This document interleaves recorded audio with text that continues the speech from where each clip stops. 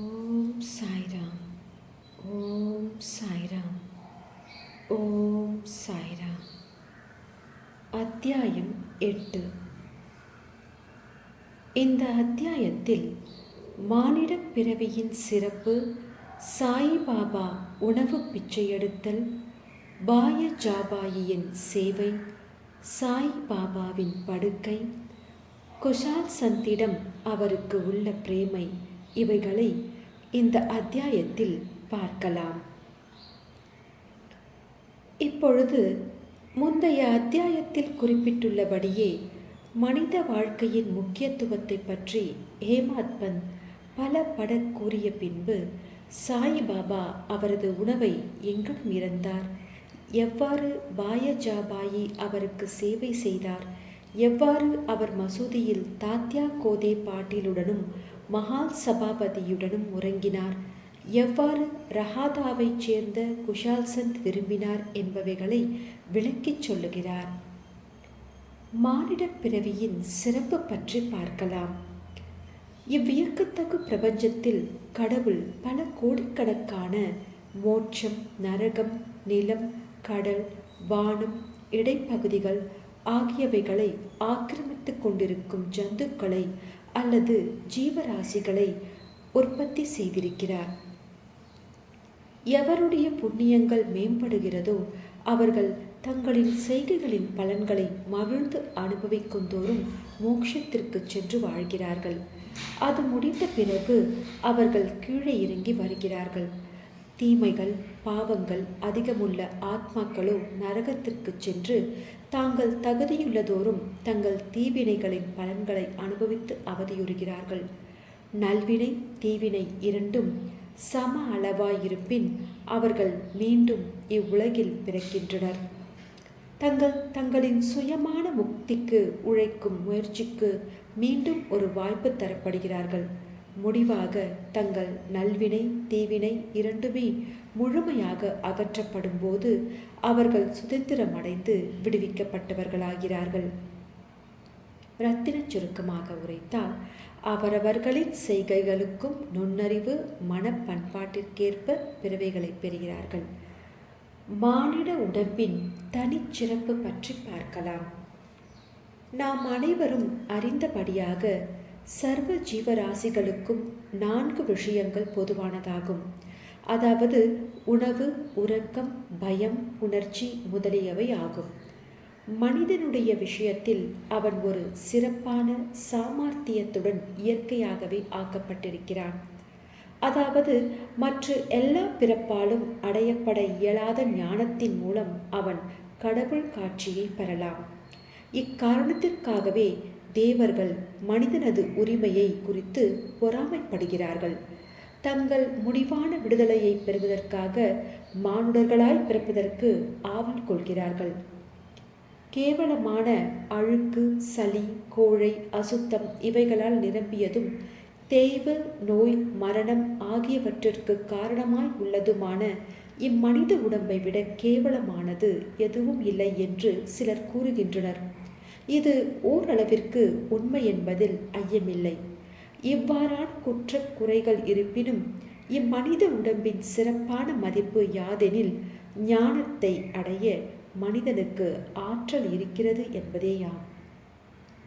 மனித உடம்பினால் மட்டுமே அல்லது அதன் பொருட்டே அழியக்கூடிய நிலையில்லாத உடம்பின் தன்மையை பற்றியும் இவ்வுலகத்தை பற்றியும் புலன் இன்பங்களுக்கு ஒரு வெறுப்பையும் நித்திய அநித்திய வஸ்துக்களை பகுத்தறிவும் விவேகத்தையும் இங்கனமான அதன் மூலம் கடவுளின் காட்சியையும் ஒருவன் எய்த இயலுகிறது.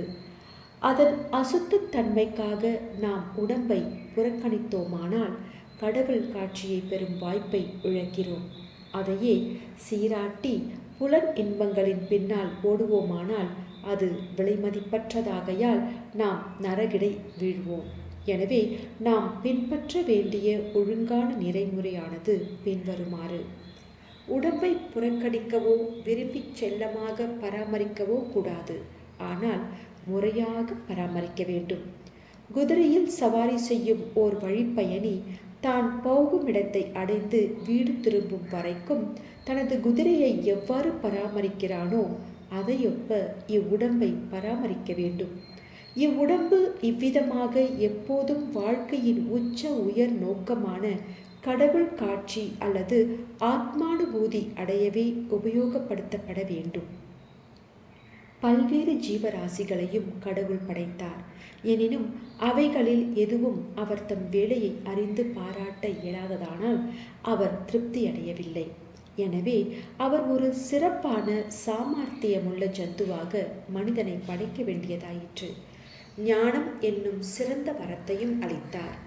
அவரின் லீலையையும் அற்புதமான வேலையையும் சாதுரியத்தையும் மனிதன் பாராட்ட இயன்றபோது அவர் பெரிதும் மகிழ்ந்து திருப்தி அடைந்தார்.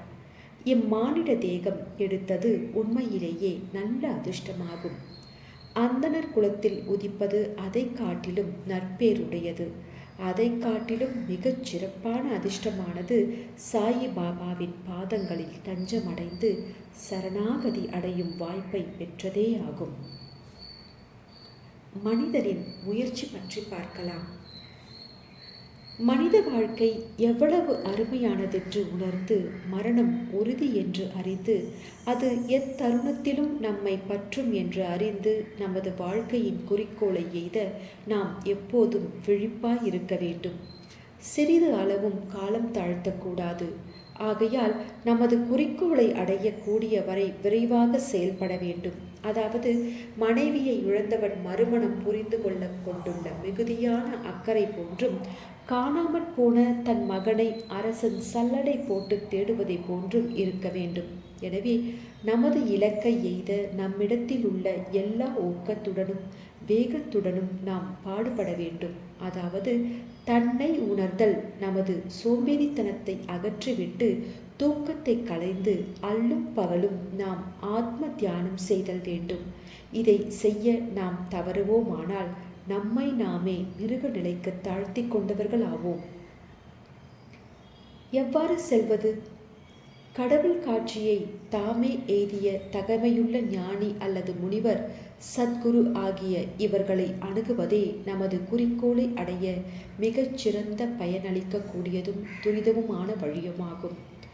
மத பிரசங்கங்கள் கேட்டும் மத நூல்களை கற்றும் அடைய முடியாதவைகளை அம்மதிப்புமிக்க ஆத்மாக்களின் கூட்டுறவால் பெறலாம். சூரியன் மட்டுமே கொடுக்கும் ஒளியை மற்ற எல்லா நட்சத்திரங்களும் சேர்ந்தாலும் கொடுக்க இயலாததை போன்றே புனித நூல்கள் அனைத்தும் மத பிரசங்கங்கள் அனைத்தும் சேர்ந்து கொடுக்க இயலாத ஆத்ம விவேகத்தை சத்குரு நமக்கு அளிக்கிறார். அவரின் அசைவுகளும் சாதாரண பேச்சும் நமக்கு மௌன உபதேசத்தை நல்குகின்றது.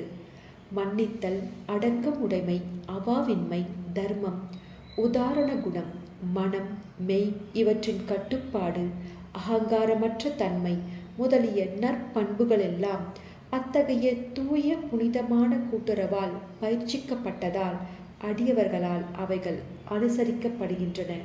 இது அவர்களது மனத்தை ஒளிப்படுத்தி அவர்களை ஆத்மீக துறையில் உயர்த்துகிறது. சாயிபாபா அத்தகைய ஞானி அல்லது சத்குரு ஆவார். பக்கிரியை போன்று அவர் நடித்தாலும் எப்போதும் ஆத்மாவிலேயே முற்றிலும் தன்வயப்பட்டிருக்கிறார். கடவுள் அல்லது தெய்வத்தன்மையை சர்வ ஜீவராசிகளுக்குள்ளும் கண்டு அவைகளை அவர் எப்போதும் அன்பு செய்தார். இன்பங்களால் அவர் உயர்ந்து போகவும் இல்லை, துரதிர்ஷ்டங்களால் தாழ்ச்சியுறவும் இல்லை. அரசனும் ஆண்டியும் அவருக்கு ஒன்றே. எவருடைய கடைக்கண் பார்வை பிச்சைக்காரனையும் அரசனாக்க வல்லதோ அவர் ஷீரடியில் வீட்டுக்கு வீடு சென்று உணவை யாசிப்பது வழக்கம். அதை அவர் எப்படி செய்தார் என்பதை தற்போது கவனிப்போம். பாபா உணவை இரத்தல் என்பது பற்றி பார்க்கலாம். பாபா எந்த ஷீரடி மக்களின் வீடுகள் முன்னர் ஒரு பிச்சைக்காரனை போல் நின்று, ஓ லாசி, ஒரு ரொட்டி தொண்டு கொடு என்று கூவி அப்பிச்சையை ஏற்க தம் திருக்கரங்களை நீட்டி அருளினாரோ அவர்கள் ஆசிர்வதிக்கப்பட்டவர்கள். ஒரு கையில் தகர குவளையும் ஜோலி என்ற சதுர துண்டும் அவர் வைத்திருந்தார். அவர் தினந்தோறும் சில குறிப்பிட்ட வீடுகளுக்கு சென்றார். ஒரு வீட்டிலிருந்து மற்றொரு வீட்டிற்கு சென்றார். குழம்பு பொருளான சூப், காய்கறிகள், பால், மோர் முதலிய தகரக் குவளையிலும், சோறு, ரொட்டி முதலிய திடப்பொருள்கள் துண்டிலும் வாங்கிக் கொண்டார்.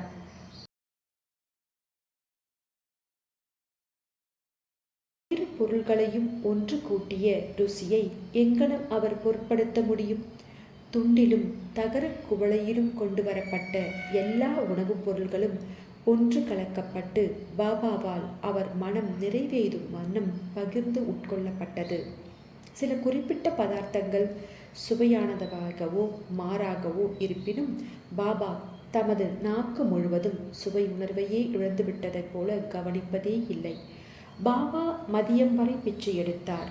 ஆனால் பிச்சை எடுப்பது மிகவும் நியதியில்லாதிருந்தது.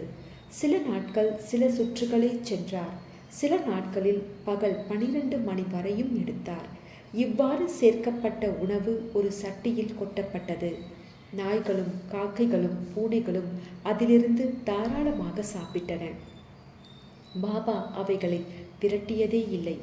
மசூதியை பெருக்கிய பெண்மணி 10 அல்லது 12 ரொட்டி துண்டுகளை தன் வீட்டிற்கு எடுத்துச் சென்றாள். அவள் அங்கனம் செய்வதை யாரும் தடை செய்யவில்லை. கனவில் கூட பூனைகளையும் நாய்களையும் கடுஞ்சொற்களாலோ ஜாடைகளாலோ விரட்டி அறியாத அவர் எங்கனம் ஏழ்மையான திக்கற்ற மக்களுக்கு உணவை மறுக்க இயலும்? அத்தகைய உயர் குணமுடையவரின் வாழ்க்கை உண்மையிலேயே ஆசிகள் நிரம்ப பெற்றதாகும். ஷீரடி மக்கள் அவரை ஆரம்ப காலத்தில் ஒரு கேனப்பக்கிரியாக கருதினர். இப்பெயராலேயே அவர் அறியப்பட்டார். இறந்த பிச்சையான சில ரொட்டி துண்டுகளை உண்டு வாழ்ந்த அவர் எங்கனம் மதிக்கப்பட்டு மரியாதை செய்யப்பட முடியும்? ஆனால் இந்த பக்கிரியோ உள்ளத்திலும் கையிலும் மிகவும் தாராளமானவராகவும் அவாவற்றவராகவும் தர்ம சிந்தை உடையவராகவும் இருந்தார்.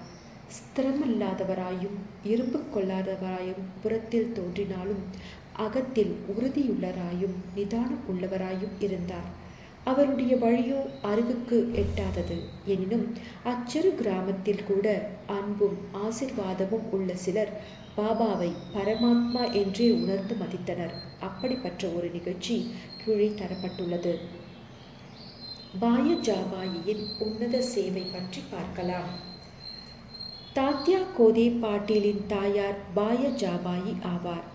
அவர் தினந்தோறும் மதியம் ரொட்டியும் காய்கறிகளும் அடங்கிய கூடையை தன் தலையில் வைத்து கொண்டு காடுகளுக்கு போவது வழக்கம்.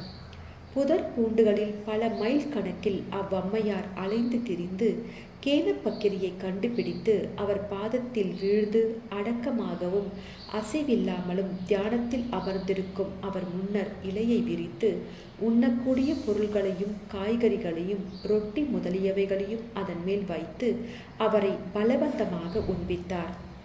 பாய ஜாபாயின் நம்பிக்கையும் சேவையும் வியக்கத்தக்கதாகும். ஒவ்வொரு நாளும் அவர் காட்டில் மதிய வேளைகளில் அலைந்து திரிந்து உணவை உண்ணும்படி பாபாவை வற்புறுத்தினார். அவருடைய சேவை, உபாசனை, தவம் என்று எவ்வித பெயரிட்டு அதை நாம் அழைத்தாலும் இறுதி மூச்சு வரையிலும் பாபா அதனை மறக்கவில்லை. அவர் செய்த சேவையை முழுமையும் ஞாபகத்தில் கொண்ட பாபா அவரது மகனுக்கு அபாரமான அளவிற்கு உதவி செய்தார். தாய்க்கும் மகனுக்கும் அவர்களது கடவுளான பக்கிரியின் மீது பெருமளவிற்கு நம்பிக்கை இருந்தது. பாபா அவர்களிடம் அடிக்கடி ஆண்டித்தனமே உண்மையான பிரபுத்தன்மையாகும், ஏனெனில் அது எப்போதும் நிலைத்து இருக்கிறது, புகழ்பெற்ற பிரபுத்தனமெல்லாம் நிலையற்றவை என்று கூறுவார். சில ஆண்டுகளுக்கு பின்னால் பாபா காட்டுக்கு போவதை விட்டுவிட்டு கிராமத்தில் வசிக்கத் தொடங்கினார். தமது உணவை மசூதியிலேயே உட்கொள்ளத் தொடங்கினார். அதிலிருந்து பாய ஜாபாயின் காடுகளில் சுற்றி அலையும் தொந்தரவுகள் முற்று பெற்றன. மூவரின் படுக்கையிடம் பற்றி பார்க்கலாம். எவர்களின் உள்ளத்தில் வாசுதேவர் உரைகிறாரோ அந்த ஞானிகள் எப்போதும் ஆசிர்வதிக்கப்பட்டவர்கள். அத்தகைய ஞானிகளின் கூட்டுறவை பெறும் நன்மையுடைய பக்தர்கள் ஆசிர்வதிக்கப்பட்டவர்கள். தாத்யா கோதே பாட்டில், பகத் மஹால் சாபதி என்ற அத்தகையதான இரு அதிர்ஷ்டசாலிகள் சாயி பாபாவின் கூட்டுறவை சமமாக பங்கிட்டு கொண்டனர். பாபாவும் அவர்கள் இருவரையும் சமமாக நேசித்தார். இம்மூவரும் தங்கள் தலைகள் கிழக்கு மேற்கு வடக்கு நோக்கி இருக்கும்படியும் தங்கள் கால்கள் எல்லாம் சந்திக்கும்படியும் மசூதியில் தூங்கினர். தங்களது படுக்கையை விரித்து அதன் மீது படுத்துக்கொண்டு பல விஷயங்களை பற்றி அரட்டை அடித்துக்கொண்டும் பேசிக்கொண்டும் நள்ளிரவு நெடும் நேரம் வரை படுத்திருப்பர். அவர்களுள் யாருக்காவது தூக்க அடையாளம் தென்பட்டால் மற்றவர்கள் அவரை எழுப்பிவிட வேண்டும்.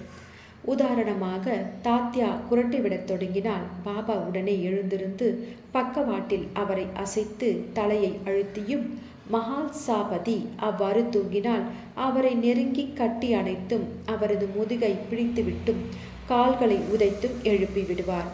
இவ்விதமாக 14 முழு ஆண்டுகளும் பாபாவின் மீதுள்ள அன்பால் தனது வீட்டிலுள்ள பெற்றோரை விட்டுவிட்டு தாத்யா மசூதியில் தூங்கினார். எத்துணை மகிழ்ச்சியும் மறக்க இயலாததுமான அத்தகைய நாட்கள்! அவ்வன்பை எவ்வாறு அளப்பது? பாபாவின் ஆசியை எங்கனம் மதிப்பிடுவது? தனது தந்தை காலமானதும் தாத்யா குடும்ப பொறுப்பை ஏற்றார். பின்பு தமது வீட்டில் தூங்க ஆரம்பித்தார். ரஹாதாவைச் சேர்ந்த குஷால்சந்த் பற்றி இப்போது பார்க்கலாம். ஷீரடியைச் சேர்ந்த கண்பத் கோதே பாட்டீலை பாபா விரும்பினார். அதற்கு சமமாக ரஹாதாவைச் சேர்ந்த சந்திரபன் சேத் மார்வாடியையும் விரும்பினார். இந்த சேத் காலமான பின்பு அவர் சகோதரர் புத்திரரான குஷால் சந்தை அதற்கு சமமாக அல்லது அதற்கு அதிகமாகவே கூட அன்பு செலுத்தி அல்லும் பகலும் அவர் நலத்தில் கண்ணாயிருந்தார். சில சமயங்களில் மாட்டு வண்டிகளிலும் டாங்காவிலும் நண்பர்களுடன் பாபா ரஹாதாவிற்கு செல்வார். அக்கிராமத்து மக்கள் பேண்ட் வாத்திய இசைகளுடன் வந்து கிராமத்தின் நுழைவாயிலில் பாபாவை வரவேற்று அவர் முன்னால் வீழ்ந்து வணங்குவார்கள். பெரும் வியப்பொலிகளுடனும் விழா கோலத்துடனும் கிராமத்திற்குள் அழைத்துச் செல்லப்படுவார். குஷால்சந்த் அவரை தன் வீட்டிற்கு அழைத்துச் சென்று வசதியாக ஆசனத்தில் அமர்த்தி நல்ல உணவு அளிப்பார். பின்னர் அவர்கள் சரளமாகவும் மகிழ்ச்சியுடனும் சிறிது நேரம் உரையாடிய பின் அனைவருக்கும் மகிழ்ச்சியையும் ஆசையையும் நல்கிவிட்டு பாபா ஷீரடிக்கு திரும்புவார். தெற்கு ரஹாதேவிற்கும் வடக்கு நிம்காவிற்கும் இடையே சரியான மையப்பகுதியில் ஷீரடி அமைந்துள்ளது. இந்த இடங்களுக்கு அப்பால் பாபா தமது வாழ்நாளில் சென்றதில்லை. அவர் எவ்வித ரயில் வண்டியையும் பார்த்ததோ பிரயாணம் செய்ததோ கிடையாது. எனினும் எல்லா வண்டிகள் வரும் புறப்படும் நேரங்கள் எல்லாம் மிகச் சரியாகவே பாபாவுக்கு தெரியும். தாங்கள் பாபாவிடம் விடை பெற்று கொண்ட போது அவரின் அறிவுரைகளின்படி நடந்தவர்கள் நன்மையடைந்தனர். அதை மதிக்காதவர்கள் பலவித சம்பவங்களுக்கும் விபத்துக்கும் உள்ளானார்கள். இதை பற்றியும் இன்னும் பல நிகழ்ச்சிகள் குறித்தும் அடுத்த அத்தியாயத்தில் காண்போம். ஐயை பணிக. அனைவருக்கும் சாந்தி நிலவட்டும். ஓம் சாய்ராம். ஓம் சாய்ராம்.